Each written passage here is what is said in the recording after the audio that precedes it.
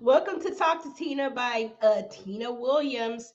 Um, I just got back from Florida on Sunday, and coming from Florida to Michigan, got a cold. Of course, that always happens when I. Why does this say pre-recorded, guys? It's not being pre-recorded. I am actually on here right now, but it says pre-recorded, but I'm on here right now.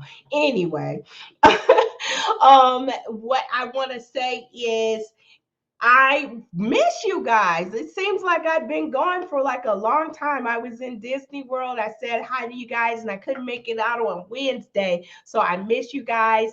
So welcome back. Also, if you are watching this, comment where you are viewing from and the type of industry that you're in so that I can search for grants specifically for you. But let's get back into it, guys. All right. So I kind of saw this, and you know what?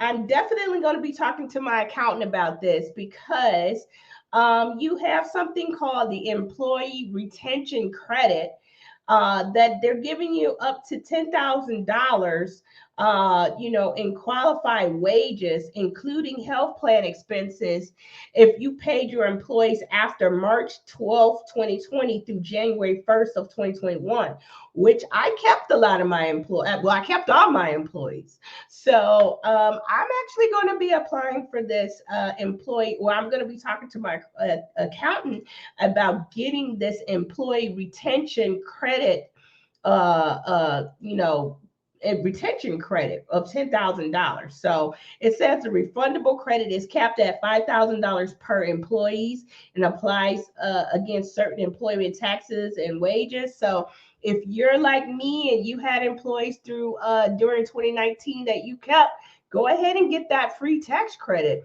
I was kind of looking at a couple of these other things. They have a lot of tax credits that are available for 2021. So, guys, make sure that you are going and asking your accountant about this because we got a lot of COVID. We got a lot of tax credits for COVID. So I just want you guys to be, making sure that you ask specifically for those tax credits so you don't miss them. Also, if you're in Michigan, here's a small business grant program for Dearborn. I'm in Dearborn. I mean, I'm close to Dearborn. I'm not in Dearborn, but I have some friends and businesses that are in Dearborn. They're basically giving you up to $15,000 to use for your rent, utilities, business liability insurance, and fees to food delivery services. So if you're a restaurant, they will also, if you use Grubhub or DoorDash during the pandemic to deliver your food, you could get some of those fees back. This is the actual application. It doesn't seem long at all. It's very easy. You're just typing, "Hey, Shametta, good afternoon." It says pre-recorded, guys, but I'm here live, so you can comment. Um, so then, even if I wasn't, if even if it was pre-recorded, you could still comment because I still sometimes go in there and look through the comments, even if it was pre-recorded. So, but this is something for Dearborn. You can go in here and get that grant. That's a Michigan. I saw this. I think I posted this one out a few weeks ago, but I also saw my friend Dr. Allen repost it again. It is Uber Eats and Visa grants for growth. So this is apply for a grant to receive assistance. Uber Eats and Visa are introducing Grants for Growth, a new grant program that provides $1 million in grants to small businesses that have been impacted by COVID, hurricanes, natural disasters, and any unexpected events. Through the program, they'll be providing $10,000 in grants to 100 Uber Eats member restaurants in the 10 markets. Guys, we got Boston, Philadelphia, Bay Area, New York City Metro, New Jersey, Los Angeles, Miami, Washington, D.C., Chicago, Atlanta, and Detroit. Of course, I'm out of Michigan, so you can get yourself in there.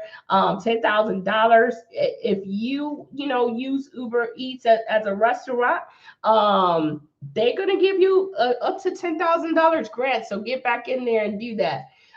It's a really small, easy application, and that's that. This last one here, this one is IPM research and outreach for every year. This is for potential initiation grants. This one is closed, but it's going to be actually released again in October 2022. But they do still have some planning documentation that's open for, crop profiles, provide a snapshot of production story or commodity, including current pest management practices, up to $15,000 a year. This is a recurring grant. Student fellowship program, and then also special issues grants are open. This funding is available to respond to time sensitive issues that cannot wait until the next regular grant cycle. And it's going to be capped at $5,000. All right, guys, we have the Business Boost Bootcamp that is showing. It's going to actually be happening on February 2nd at 9:30 a.m. And I am going to be doing for nonprofits, also nonprofits that want a 501c3. I am going to be doing a free mastermind next week. So I don't have the link yet. So stay tuned to this channel, and I will be posting that announcement.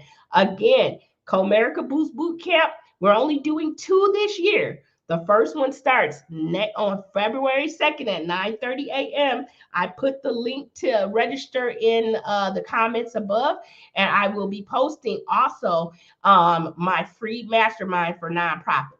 All right, guys. Bye-bye.